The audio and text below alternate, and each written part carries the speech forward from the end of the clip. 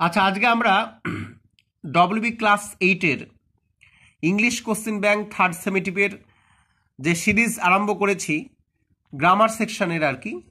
আজকে page number 243 আমরা solve করব। চলো, fill in the blanks with correct form of given verb, মানে ব্র্যাকেটে যে ভার্বগুলো রয়েছে তার কারেক্ট ফর্ম লিখতে হবে। আচ্ছা, এইগুলি ভালো করে পারার জন্য টেন্স কিন্তু ভালো করে শিখতে হবে। দ্য মেয়র ড্যাশ ব্যাকেটে go to Pune next week. দেখো, নেক্সট উইক বোঝাচ্ছে মানে পরের সপ্তাহ বা পরে কোনো কিছু হবে, এরকম অর্থে কিন্তু সিম্পল ফিউচার টেন্স ব্যবহার করা হয়। গঠনটা কি, যে সাবজেক্ট প্লাস হয় উইল না হয় শ্যাল, ভার্বের সাথে আইএনজি যোগ। বর্তমানে বেশিরভাগ ক্ষেত্রে উইল ব্যবহার করা হয়। The mayor will go, mayor যাবে টু পুনে নেক্সট উইক। পরেরটা বাই নেক্সট ডিসেম্বর, মানে পরের ডিসেম্বরের মধ্যে we shall have been staying here for 3 years. এইটা যে টেন্স অনুযায়ী হয়েছে সেটা হচ্ছে ফিউচার পারফেক্ট কন্টিনিউয়াস টেন্স অনুযায়ী এটা হয়েছে। Perhaps they dash doors later, এটা আবার লেটার রয়েছে। আগে যেমন নেক্সট উইক রয়েছে পরের সপ্তাহ, এটা পরবর্তীকালে কথা বলা হচ্ছে। লেটার মানে পরবর্তীকাল, মানে পরবর্তীকালে ডুয়ার্সে ভ্রমণ করবে সেটা বোঝানো হচ্ছে। অর্থাৎ কোনো কাজ পরে হবে, সেক্ষেত্রে সিম্পল ফিউচার টেন্স ব্যবহার করা হয়। পারহ্যাপস দে উইল ভিজিট, বর্তমানকালে উইলই ব্যবহার করা হয় দের পরে, will visit Dooars letter. The boy has been watching television since morning. আচ্ছা, এটা আমি কোন টেন্স অনুযায়ী লিখেছি এবং কেন লিখেছি সেটা ব্যাখ্যা করে দিচ্ছি। কোনো কাজ অনেক আগে আরম্ভ হয়ে এখনো চলছে বোঝাতে প্রেজেন্ট পারফেক্ট কন্টিনিউয়াস টেন্স হয়। নিয়মটা কি, subject plus has been have been, ভার্বের সাথে আইএনজি যোগ। এখানে ছেলেটি টিভি দেখা শুরু করেছে সকালে, এখনো চলছে, ওই জন্য বলা হচ্ছে the boy has been watching television since morning. এরপরে রয়েছে narration change, direct to indirect. My mother said to me, আমার মা আমাকে বললেন please wait for me here. তোমরা সকলে জানো যে সেকেন্ড যে বাক্যটা, এই বাক্যটার প্রোনাউন চেঞ্জ করতে হয়, আমি বলেছিলাম। তো এখানে মি মানে কিন্তু তার মাকে বোঝানো হয়েছে, আর যেহেতু প্লিজ রয়েছে তাই এটা রিকোয়েস্ট করা বোঝাচ্ছে।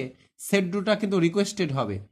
মাই mother requested me to wait for her, এই যে মি চেঞ্জ করে কিন্তু হার হলো, আর হেয়ার থাকলে দেয়ার হয়।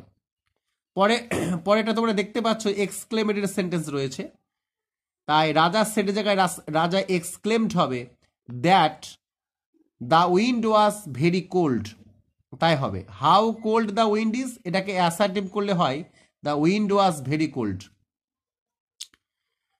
তারপরে the old man said to the little girl may God bless you, এখানে তিনি প্রার্থনা করলেন বা উইশ করলেন যে ঈশ্বর তোমার মঙ্গল করুক। তাহলে আমরা এই সেড চেঞ্জ করে প্রেড বা উইস্ট লিখলেও হবে। The old man wished that God মাইট, এই যে মে থাকলে মাইট হয়। আচ্ছা, দ্যাটের পরে কি লিখতে হয়, দেখো দ্যাটের পরে সাবজেক্ট লিখতে হয়, এটা কিন্তু খেয়াল রাখতে হবে। সাবজেক্টকে এই লাইন থেকে লিখতে হবে, দ্য উইন্ড, এখানে সাবজেক্টকে God, the that God might bless the little girl. এরপরে রয়েছে change the voice of the following sentence, মানে নিচের সেন্টেন্সগুলি ভয়েস চেঞ্জ করতে হবে। প্রথমকার যে কোশ্চেনটা রয়েছে সেটা হচ্ছে did you watch the film, তুমি কি সিনেমাটি দেখেছিলে। দেখো, এই ডিড দিয়ে শুরু হয়েছে মানে এটা সিম্পল পাস্ট টেন্সের একটি বাক্য। যদি টেন্স অনুযায়ী মনে রাখতে না পারো তাহলে ডিড দিয়ে শুরু হলেই, যদি লাস্টে প্রশ্নবোধক চিহ্ন থাকে তাহলে ওয়াজ ওয়ারের মধ্যে একটা হবে। এবার ওয়াজ কেন হলো, কারণ দ্য ফিল্ম আগে আসবে, দ্য ফিল্ম হচ্ছে সিঙ্গুলার, তাই যেহেতু প্রশ্নবোধক তাই ওয়াজটাকে আগে নিয়ে আসতে হবে। ঠিক আছে, সিঙ্গুলার বলে ওয়াজ হয়েছে, ফিল্মটা সিঙ্গুলার, একটা সিনেমার কথা বলা হচ্ছে এখানে। ওয়াজ দ্য ফিল্ম, এই যে ওয়াজ ভার্ব এ 3 নম্বর রূপ হবে ওয়াস্ট বাই ইউ। তাহলে কি শিখলে, এটা কিন্তু অনেকে পারে না, ডিড দিয়ে প্রশ্ন শুরু হলে ওয়াজ ওয়ারের মধ্যে কিন্তু আগে হবে যে কোনো একটা। এবার একটা বলতে ওয়াজটা কেন হলো, দ্য ফিল্ম হচ্ছে একটি ফিল্মকে বোঝায়। এবার হচ্ছে the teacher was teaching English, এখানে দেখো এই যে বাক্যটা রয়েছে সেটা হচ্ছে পাস্ট কন্টিনিউয়াস টেন্সে, টিচের সাথে আইএনজি যোগ আছে, ওয়াজ আছে বি ভার্ব হিসাবে, তাহলে ওয়াজ ওয়ারের মধ্যে একটাই হবে। ঠিক আছে, আর আইএনজি আছে বলে বিং হয়, আর মূল ভার্বের 3 নম্বর রূপ হয়, সকলে তোমরা জানো। এই যে ইংলিশ, এইটাকে তোমাকে আগে নিয়ে আসতে হবে। কেন ইংলিশটাকে আগে নিয়ে আসবা? কারণ ইংলিশ হচ্ছে অবজেক্ট, ভয়েস চেঞ্জ করার সময় ইংলিশটাকে আগে নিয়ে আসতে হবে। তাহলে ইংলিশের পর ওয়াজ হবে। ওয়াজ বা ওয়ার কেন হবে কি করে বুঝবা? বাক্যের মধ্যে যদি ওয়াজ ওয়ার থাকে তাহলে ওয়াজ ওয়ারের মধ্যে একটা হয়। তাহলে ইংলিশ ওয়াজ বিং কেন হলো? এটা বি কিন্তু, হ্যাঁ, বিং কেন হলো? বিং হচ্ছে আইএনজি আছে বলে হয়েছে। ইংলিশ ওয়াজ বিং টট কোথা থেকে আসলো? এই যে টিস ভার্ব, আইএনজি বাদে টিস ভার্ব, এর 3 নম্বর ভয়েস চেঞ্জে English was being taught by the teacher. এরপরে রয়েছে the wind blew away the roof tops of the houses. এটা আমি খাতায় করে রেখেছি, আমি দেখাচ্ছি। এখানে অবজেক্ট হচ্ছে the roof tops of the houses. এখানে কিন্তু অনেকগুলি বাড়ির কথা বলা হয়েছে, তাই কিন্তু ওয়ার হবে। কেন ওয়ার হলো? আমি আগেই বলেছি, যদি সিম্পল পাস্ট টেন্সের বাক্য হয়, সিম্পল পাস্ট টেন্স, তাহলে বি ভার্ব কিন্তু মানে ভয়েস চেঞ্জ করার সময় বি ভার্ব কিন্তু হয় ওয়াজ না হয় ওয়ার হয়। ওয়ার কখন হয়? যদি বহু বচন হয় সাবজেক্টটা। দেখো, দ্য রুফটপস অফ দ্য হাউসেস এটা লিখতে হবে। ওয়ার ব্লোনটা কোথা থেকে আসলো? ব্লো থেকে, ব্লিউ থেকে ব্লোন, 3 নম্বর রূপ, blown away by the wind. ঠিক আছে? আচ্ছা, এরপরে কি রয়েছে চলো আমরা দেখে নিই। বলছে identify the phrase in the following sentence. ঠিক আছে? And state their kind. Phrase মানে হচ্ছে শব্দগুচ্ছ, এবং তাদের কি প্রকারের শব্দগুচ্ছ এটা লিখতে হবে। He stopped in the middle of the song. In the middle মানে কি? মাঝখানে। তাহলে মাঝখানে একটা জায়গা বোঝালেই কিন্তু অ্যাডভার্বিয়াল ফ্রেজ হয়। তোমরা যারা আমার ভিডিও দেখছো তারা, আমি কিন্তু বলে দিচ্ছি কেন এটা অ্যাডভার্বিয়াল ফ্রেজ হচ্ছে। In the middle of the song মানে গানের মাঝখানে, তাহলে মাঝখান তো একটা প্লেস, জায়গা। ঠিক আছে? তাহলে এটা কিন্তু অ্যাডভার্বিয়াল ফ্রেজ হবে। Food and shelter she has none. Food and shelter she has none, তার কিছু নেই। তাহলে তার কি কিছু নেই? ফুড অ্যান্ড শেল্টার, ভার্বকে কি দিয়ে প্রশ্ন করে উত্তর পাওয়া গেলে সেটা নাউন ফ্রেজ হয়। তাহলে ফুড অ্যান্ড শেল্টার হচ্ছে নাউন ফ্রেজ। চলো এরপরে কি আছে আমরা দেখে নিই। এবারে ক্লজ করতে বলেছে, এবং স্টেট দেয়ার কাইন্ড মানে ক্লজটা কি প্রকারের ক্লজ সেটা লিখতে হবে। I do not know where he lives. আমি জানি না সে কোথায় বাস করে। তাহলে কোথায় বাস করে মানে কোথায় তো একটা জায়গা, নিশ্চয়ই কোথায় জায়গায় বাস করে সে। আবার হোয়ার হি লিভস সে জায়গা বোঝাচ্ছে, তাই adverbial clause. My sister is one who is wearing a black dress. দেখো, হু মানে কে। অ্যাকচুয়ালি প্রথমে যদি বসে হু তাহলে মানেটা কে হয়? মাঝখানে বসলে যে হয়।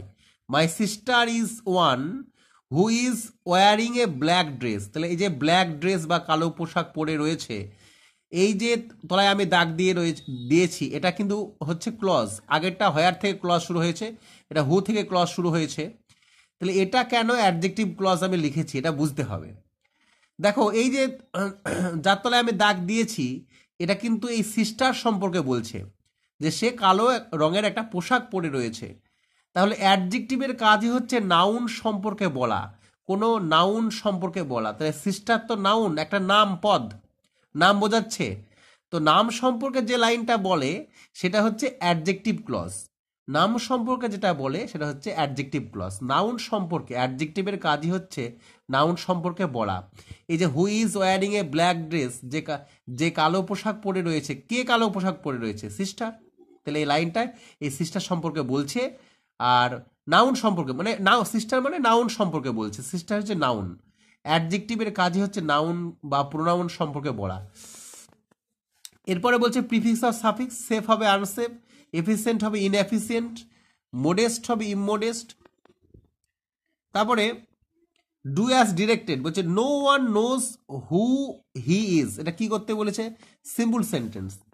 বলছে সে যে কে কেউ জানে না। তাহলে no one knows his identity, এটা হবে উত্তর। Oh that I were a princess like Elsa. এটা কি হবে? এটা হবে আই উইশ দ্যাট। কি করতে বলেছে? Assertive sentence. I wish that I had been a princess like Elsa. এবার রয়েছে it is an excellent piece of art I can tell it. এটা বলেছে অ্যাডভার্বাল ক্লজ দিয়ে join. As it is an excellent of art I can tell it. তো এই ছিল আজকের video. তো আশা করি তোমরা বুঝতে পেরেছো, আমি ক্লজ বা ফ্রেজ কোনটা কেন কি হয় বুঝিয়ে দিলাম। আর বোঝাতে বেশ টাইম লাগে। যদি ভিডিও ভালো লাগে অবশ্যই লাইক, শেয়ার এবং কমেন্ট করবে, না বুঝতে পারলে বলবে।